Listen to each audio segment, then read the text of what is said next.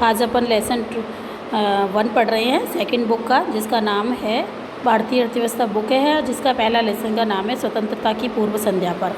यानी भारत में जो स्वतंत्रता से पूर्व कैसी अर्थव्यवस्था थी उसके बारे में ये बताया गया है। तो इसके लिए विट्रिन्स वायसराय ने क्या बोला है, ब्रिटिश इंडिया की वायसराय ने, कि भारत साम्राज्य की धुरी है। भारत हमारे यानी ब्रिटेन्स के साम्राज्य की धुरी है।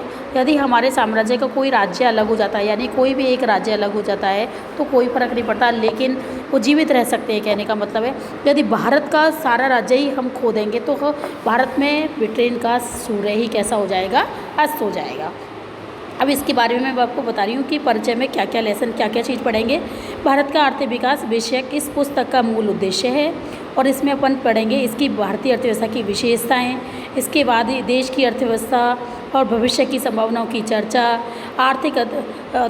चर्चा करते समय इसके आर्थिक अतीत पर भी ध्यान दिया जाएगा।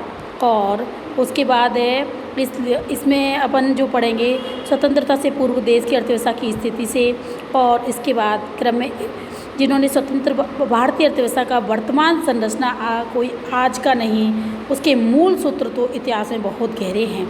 विशेष रूप से इस अवधि में जब हमारा भारत देश कब आज़ाद हुआ है, 15 अगस्त 1947 को, स्वतंत्रता प्राप्ति के पूर्व 200 वर्षों तक ब्रिटेन शासन के अधीन था। मतलब और भारत में ब्रिटेन औपनिवेशिक शासन का मुख्य उद्देश्य है, मतलब अंग्रेज जो भारत में अपने यहाँ शासन करने आए थे, उसका मुख्य उद्देश्य क्या था, यहाँ पर व्यापार करना था। भारत को क्या बनाना था, कच्चे माल का निर्यातक बनाना था। कच्चे माल में भारत एक बहुत ही समृद्ध देश था। कच्चे माल यहाँ पर खूब दूध दही की नदियाँ बहा करती थी। सुना होगा आप लोगों ने, सूती वस्त्र, रेशमी वस्त्र, बहुमूल्य मड़ियाँ, धातु सब यहाँ पर प्राप्त होते थे, इसलिए वो यहाँ से कच्चा माल ले जाते थे।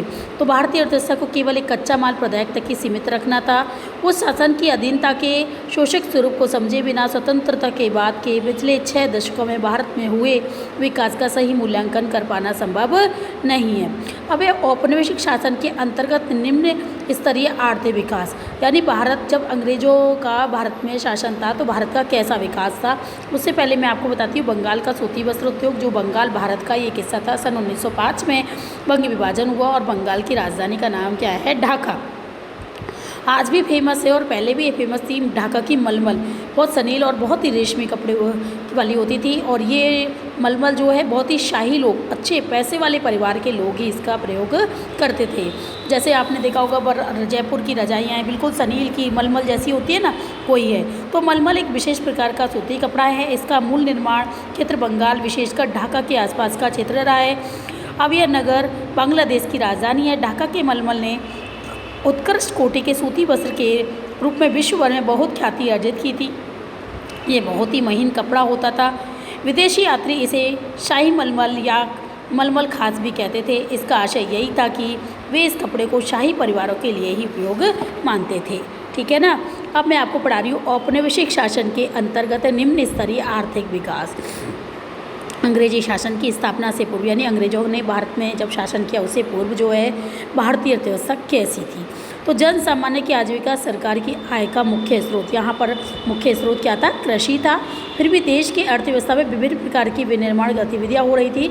सूती व रेशमी वस्त्रों, धातु आधारित व बहुमूल्य मणि रत्न आदि से जुड़ी शिल्प कलाओं के उत्कृष्ट केंद्र के रूप में भारत विश्व में विख्यात था। और भारत में बनी हुई चीज़ों का विश्व के बाज़ारों में अच्छी सामग्री के प्रयोग तथा उच्च स्तर की कलात्मकता के रूप में बड़ी प्रतिष्ठा थी। औपनिवेशिक शासन द्वारा रची गई आर्थिक नीतियों का मुख्य उद्देश्य क्या था, भारत का आर्थिक विकास ही नहीं बल्कि मूल देश के आर्थिक हितों का संरक्षण और संवर्धन ही था। इसका मुख्य उद्देश्य क्या था, आर्थिक हितों का संरक्षण और संवर्धन यानी वृद्धि करना था। और इन नीतियों में भारत की अर्थव्यवस्था के स्वरूप के मूल रूप को ही बदल डाला। भारत इंग्लैंड को कच्चे माल की पूर्ति करने, और मतलब भारत क्या करता था, इंग्लैंड को तो क्या देता था, कच्चा माल, और वहाँ से क्या आता था, तैयार माल। और भारत यानी कि तैयार माल का क्या करता था, आयात करता था। तो आयात करने वाला देश बनकर रह गया। अब आपको देखो मैं क्वेश्चन बताऊंगी अभी इसी वाले लेसन के। तो ये पहले क्वेश्चन का ये यहाँ से यहाँ तक आंसर है। जो मैं क्वेश्चन है उसके अकॉर्डिंग मैं साथ के साथ लगाती जा रही हूँ, उनको आप कॉपी में देखते जाएंगे। कॉपी में लिखते भी जाना आप, जिससे आपको ही ध्यान रहे। स्वाभाविक ही था कि औपचारिक शासकों ने कभी भी इस देश के राष्ट्रीय तथा प्रति व्यक्ति आय का आकलन करने के भी ईमानदारी से कोई प्रयास नहीं किया। कुछ लोगों ने निजी स्तर पर आकलन किया और उनके अनुमानों में बहुत विसंगतियाँ और आपसी मतभेद रही। यदि आपसे कहे कि सबसे पहले राष्ट्रीय स्वतंत्रता से पूर्व, किससे स्वतंत्रता से पूर्व सबसे पहले राष्ट्रीय आय का आकलन किसने किया, तो सबसे पहले तो दादा भाई नौरोजी ने किया। किसने किया? दादा भाई नौरोजी ने किया। फिर उसके बाद William Digby, Findlay Shirras, doctor VKRV Rao, RC Desai, इन लोगों ने किया है। ठीक है ना, किसने किया है? RC देसाई, यानी कि RC देसाई प्रमुख रहे। औपनिवेशिक काल के दौरान डॉक्टर R राव द्वारा लगाए गए अनुमान बहुत ही महत्वपूर्ण माने जाते हैं। फिर भी सभी अध्ययनकर्ता एक बात पर सहमत रहे हैं कि 20वीं शताब्दी के पूर्वार्ध में भारत का राष्ट्रीय आय का वार्षिक समृद्धि दर कितने प्रतिशत रही है? 2% से कम रही है, तथा प्रति व्यक्ति उत्पादन वृद्धि दर तो मात्र आधा प्रतिशत ही रही थी। ये आपका भारतीय अर्थव्यवस्था के बारे में बताया गया है कि भारत की अर्थव्यवस्था में प्रति व्यक्ति आय जो है कैसी थी और राष्ट्रीय आय का अनुमान लगाने वाले कौन कौन थे। अब देखो, ब्रिटिश काल में जब देश ने अपने भारत में मतलब ब्रिटिश लोगों ने आए थे, उससे पूर्व कृषि कैसी थी? तो 17वीं शताब्दी में भारत आए फ्रांसीसी यात्री बर्नियर ने तत्कालीन बंगाल का इस प्रकार वर्णन किया है। अपने 2 बार के भ्रमण और दौरान बंगाल में संग्रहित जानकारी के आधार पर यह कह सकता है कि यह क्षेत्र मिस्र देश से कहीं अधिक समृद्ध है। यहाँ से सूती रेशमी वस्त्र, चावल, शक्कर, मक्खन का प्रचुर मात्रा में निर्यात होता है और यहाँ अपने आंतरिक उपभोग के लिए भी गेहूँ, सब्जियाँ, अनाज, मुर्गे, मुर्गियाँ, बतख आदि का भरपूर उत्पादन होता है।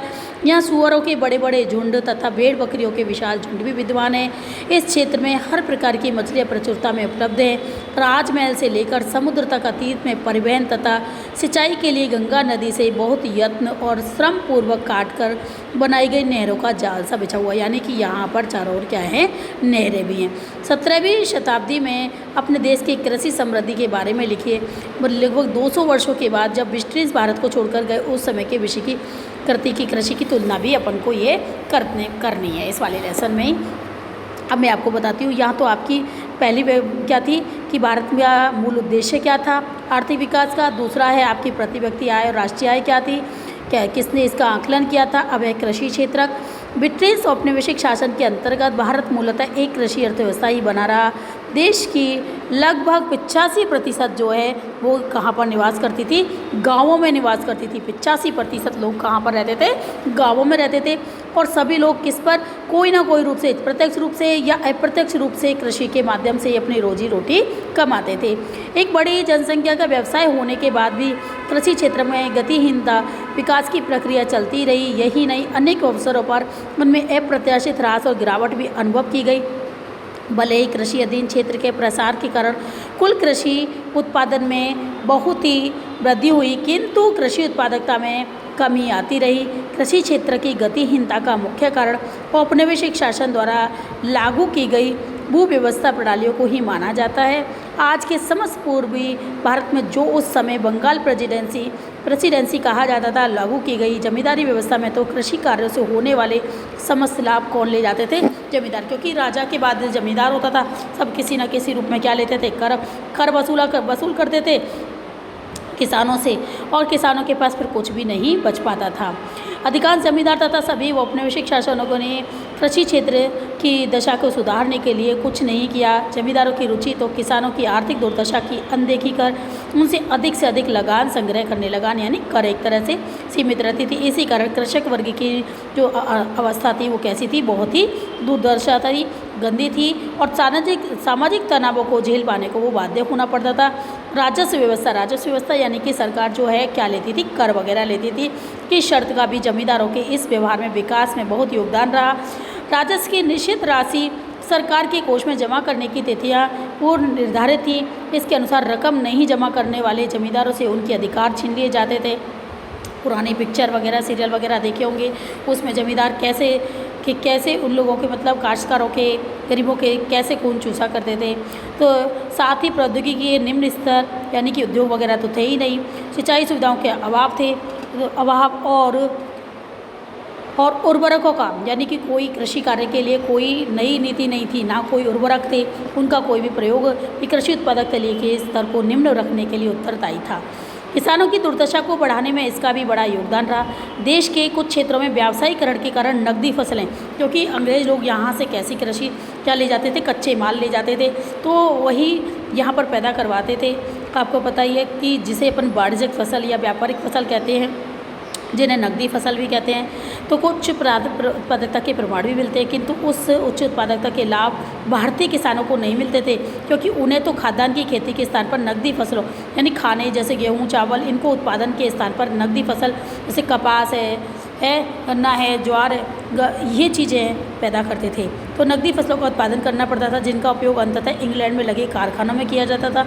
सिंचाई व्यवस्था में कुछ सुधार के बावजूद भारत बाढ़ नियंत्रण में भूमि की उपजाऊ शक्ति के मामले में पिछड़ा हुआ था, क्योंकि किसानों के एक छोटे से वर्ग ने अपने फसल पैटर्न को परिवर्तित कर खाद्यान्न फसलों की जगह वाणिज्यिक फसल उगाना प्रारंभ किया, और काश्तकार यानी किसानों के एक बड़े वर्ग तथा छोटे किसानों के पास कृषि क्षेत्र में निवेश करने के लिए ना ही संसाधन थे और ना ही कोई नई टेक्निक थी और ना ही कोई प्रेरणा थी। तो किसानों की बहुत ही व्यवस्था और दुर्व्यवस्था थी, यानी किसान बहुत ही परेशान होने लगे थे, क्योंकि सारा कुछ उनके पास कुछ नहीं बच पाता था, उनकी दुर्दशा बहुत ही खराब थी। अब देखो, मैं आपको 4 क्वेश्चन इसके बता रही हूँ। पहले लेसन में भारत में औपनिवेशिक शासन की आर्थिक नीतियों का प्रमुख केंद्र बिंदु क्या था, उनकी नीतियों के क्या प्रभाव रहे। तो इसमें आपको यहाँ से करना है, औपनिवेशिक शासन द्वारा रची गई आर्थिक नीतियों का दे भारत का आर्थिक विकास ही नहीं बल्कि अपने मूल देश के आर्थिक हितों का संरक्षण संवर्धन ही था। इन नीतियों में भारत की अर्थव्यवस्था के स्वरूप में मूल रूप को बदल डाला। आप यहाँ तक बना लेना, यहाँ तक आयात करने वाला देश बनकर रह गया। यहाँ पर दूसरा क्वेश्चन है आपका, आंकलन करने वाले कौन कौन है, तो आपको यहाँ से और यहाँ तक बनाना है, मैंने लिख दिया है, आप उसके हिसाब से करते रहोगे।